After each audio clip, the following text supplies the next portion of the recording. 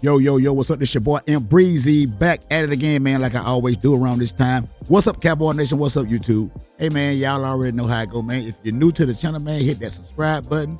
After the video, man, hit that like button and share the video, and let's continue to help the channel grow. And I really do appreciate you guys for tuning in.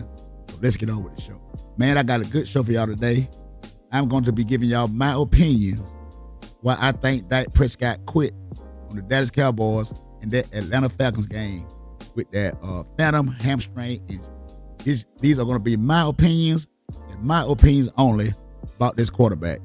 And the reason why I think this guy bailed out on the Cowboys because he was already 3-5, 11 touchdowns, 8 interceptions. Man, he was looking bad. The guy was getting embarrassed. He was getting blown out in some games, man. In the first half, a lot of those games was already over with, but some of those games, man, he came back, got some garbage yards. That's what he always do, get garbage stats, make the game look close, act like he done did something. And bam, Vic Fangio, the defensive coordinator for the Philadelphia Eagles, the Super Bowl champion. Dak Prescott has played this guy 3 times and only won 1 game. That was his rookie year, 2016, when Ezekiel Elliott was running that ball like he never ran before, and he was the best running back in the NFL. And I think that Zeke should have got the Rookie of the Year. That's just my opinion. But before we get into all that, man, I'm going to read this article that I came across that said that Dak Prescott has a mixed record against Vic Fangio-led defenses. While he had a strong performance against Fangio's Bears defense as a rookie, he has struggled against Fangio's more recent schemes with the Broncos and the Dolphins. Fangio's defenses have been known to employ strategies that challenge quarterbacks, particularly those who rely on mental processing, which is a strength of Prescott. Now, I don't know who in the hell told them guys that, who wrote this article, processing period, the word processing, and Dak Prescott in the same sentence. Man, I know he don't know. He don't watch too many Dallas Cowboy games thoroughly like the real Cowboy fans do. Processing is not this guy's strength. But I give you this. It might be against those teams that are below 500. Those regular teams that, that'll be nowhere to be found going into the postseason. That's got to be what he's talking about, because this guy cannot process information. I don't care what you say. He's a one-read quarterback. And it goes on to say, here's a more detailed look. Rookie success. In 2016, as a rookie, Dak Prescott led the Dallas Cowboys to a victory against Fangio's Bears defense, completing 19 of 24 passes.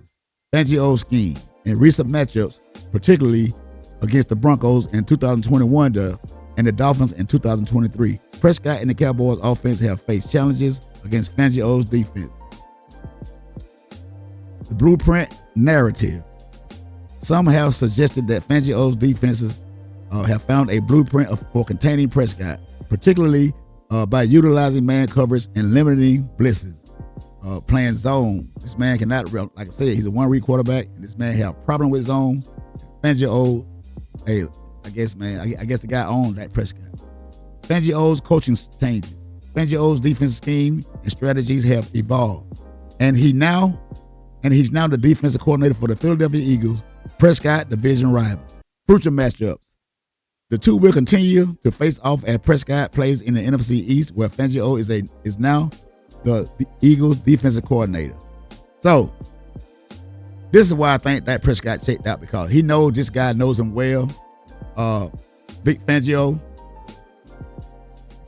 he pretty much got this guy down packed, man. It didn't take but 1 game. I guess he's seen a lot of film on this guy as the years went by.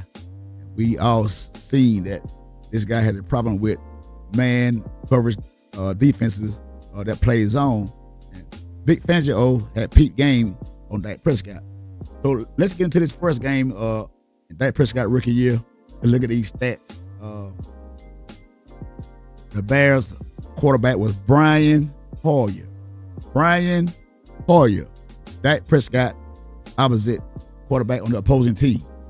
And he was 30 of 49 for 317 yards, 2 touchdowns, and no interceptions. Running back was Jordan Howard.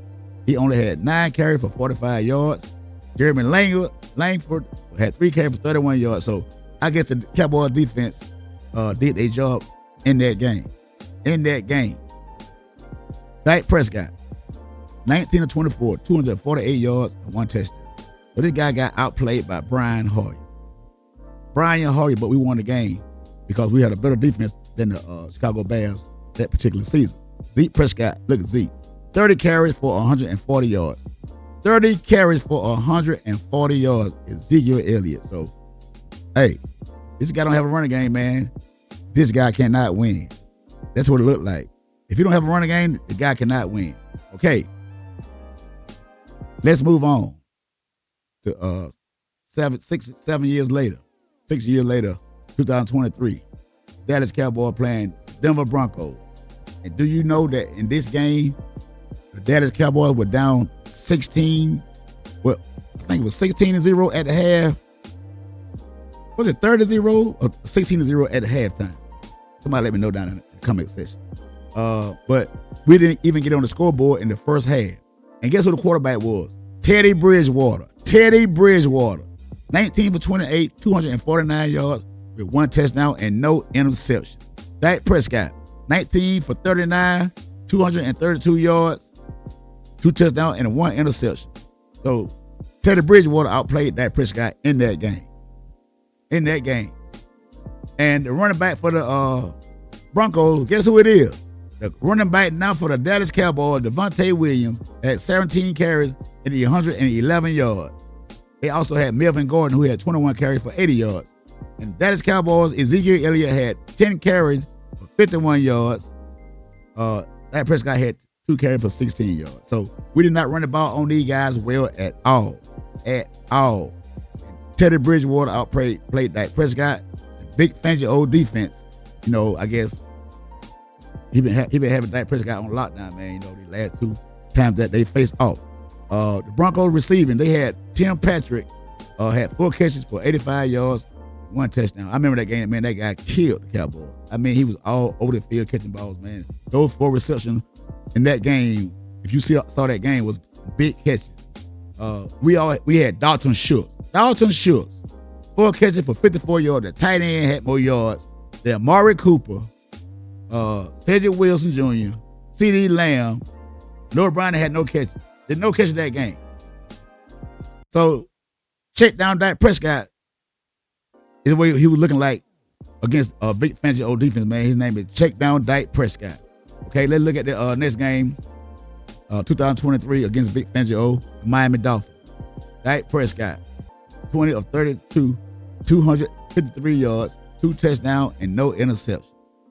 Miami Dolphins, Tua Tagovailoa, 24 of 37, 293 yards, 1 touchdown, and no interception. The running back for that game was Tony Pollard. He had 12 carries for 38 yards. Dak Prescott was next with 25 yards. And for the Miami Dolphins, Raheem Mostert had 11 carries for 46 yards. So pretty much even, did nobody run the ball that game on either defense. So you can't say the defense lost the game because y'all always say that we can't stop the run. Well, we started to run that game. And the receiving for the Cowboys, we had C.D. Lamb, had 6 catches for 118 yards. Next receiver close was Jalen Tolbert at 51 yards. Jake Ferguson had 45. Brandon Cooks was next with 14, but he also had a touchdown along with C.D. Lamb. Okay? For the Miami Dolphins, Tyreek Hill had 9 catches for 99 yards, no touchdowns. Waddle had 1 catch for 50 yards that game. So you can't say the defense lost the game in that game. We already know that. They always say the defense always loses these games because we can't stop the run. So look like to me that the Cowboys start to run a whole lot better, because Cowboys had 97 and the Dolphins had 91, so we had 6 more yards rushing in the Miami Dolphins. This guy, Big Fangio, he owns Dak Prescott, and Dak Prescott saw that because our next game after the Falcons was the Eagles. And Dak Prescott, don't let him fool y'all. He been hearing all the noise about who the better quarterback between Jalen Hurts and Dak Prescott. And everybody was saying that Dak Prescott was a better quarterback. But do you think that Dak Prescott did not want to face Jalen Hurts in this game? Because I don't think he wanted to face Jalen Hurts. because I don't think that he felt that he had enough power, enough help on the team to go in there and try to face Jalen Hurts. That's why they got chicken out. That's why they got chicken out, because he don't want to mess his record up against Jalen Hurts. When Jalen Hurts was playing with these weak teams with no help, no running back, and no receiver.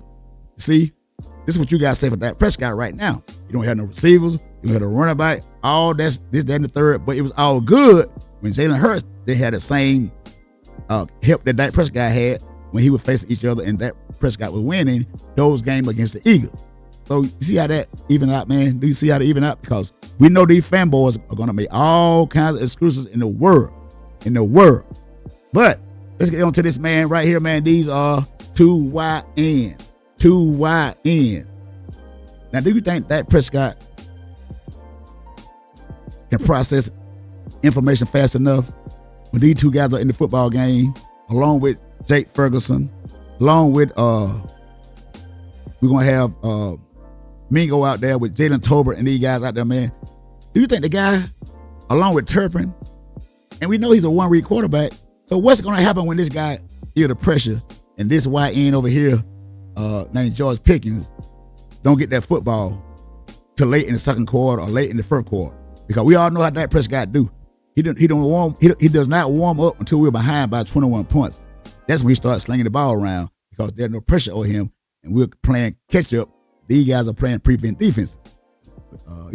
Garbage stats is what they call them. We know Dak Prescott is very good at garbage stats. And we already know CD Lamb got a high head. We know that because what did his mom say?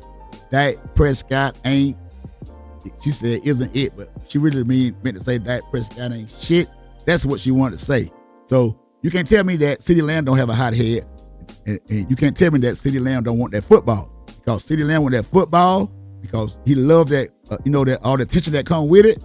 But I know they don't stop which is all messed up with the NFL, but hey, it is what it is, but he gonna want that football. And what's gonna happen when George Pickens don't get that football? We already see what he did in Pittsburgh. We already know he got a temper tantrum. So how's Dak Prescott gonna handle all this pressure, man? How you gonna handle all these attitudes from these two diva wide receivers that gonna want that football? And George Pickens is up for a contract year, and you know he gonna want that football because he gonna want that contract. He's gonna want that contract, but I think that Jerry Jones knows that Dak Prescott is not one of those quarterbacks that's gonna pretty much, get you paid in 1 year. So that can kind of devalue his leverage for the money that he wants, because Dak Prescott is known to make a receiver look bad. But it could be a workout for the Cowboys, but I don't think it's going to work out with George Pickens, because this guy is going to have an attitude. He's going to want that football, and we already seen it in mini camp. He ran a route. He was open and didn't get that football, and he did like this. Yeah, hey, man, those are only signs to come of what's going to happen. And we're going to get a big dose of that in training camp. Because we already know in training camp, that's when those attitudes fly. That sun is out. Hey, these guys are hot. These guys are frustrated. We're going to see, man, because we done seen tempers fly before. We done seen it, man. That's with every team in football. But this Cowboys team is more magnified than any other team in the NFL. Is Dak Prescott going to be able to handle these two wide ends? That's what I want to see, because it's going to get very, very, very interesting when those bright lights come on a Thursday night in Philly, with those guys, team coming off a Super Bowl run, and with that defense that made Patrick Mahomes look like that in the Super Bowl, as the guy had coming off from back-to-back Super Bowl wins, best quarterback in the NFL. Look, it's going to be jam-packed. The first game of the year. Hey, the media is going to have a field day all day that day, leading up to that game. And boy, when the game is about to start, they start walking down that tunnel. When they put that camera in Dak Prescott's face, that first look is going to tell you if we're going to win or we're going to lose. Y'all know I ain't lying. That scary look this man have, man. Hey, I already know what the game is going to be before he even walks out of that tunnel. I know we're going to lose that football game from the look on that guy's face. Hey, this is just my opinion. Hey, that's all I can do is give it to you. But, hey, man, hit that subscribe button, man. Hit that like button. Leave me a comment down below, man, and tell me, do you think you guys agree with what I said about the reason why I think Dak Prescott quit on the Dallas Cowboys against the Atlanta Falcons, because he's seen the Eagles with Jalen Hurts and Vic Fangio coming down that pipe. That boy didn't want that smoke. He didn't want that smoke. That's why he said we effing suck. Until the next time, it's your boy Breezy, and I'm out.